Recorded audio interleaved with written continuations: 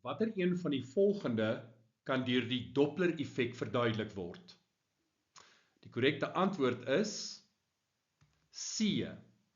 Die spektrum van lig vanaf 'n naderende ster skuif na korter golflengtes. A is 'n stetoskoop. Nou wat doen 'n stetoskoop?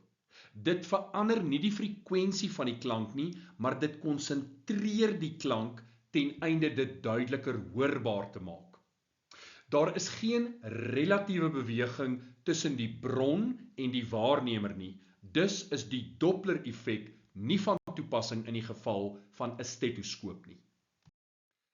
'n Echo ontstaan wanneer klankgolwe teen 'n harde oppervlak soos 'n kraans of muur weerkaats word.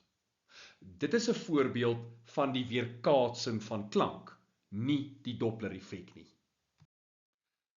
Wanneer 'n ster na die aarde toe beweeg, word die liggolwe saamgepers en word die waargenome golflengte korter.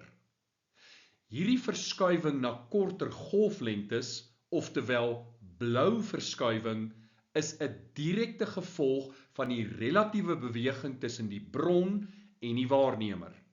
Dit is 'n klassieke toepassing van die Doppler-effek. Wanneer 'n klankbron wegbeweeg, versprei klankenergie oor 'n groter oppervlakte, wat veroorsaak dat die intensiteit afneem. Die Doppler-effek verander wel die frekwensie, maar nie die intensiteit nie. Die enigste aspek wat dus verduidelik kan word aan die hand van die Doppler-effek is dat die spektrum van lig vanaf 'n naderende ster skuif na korter golflengtes.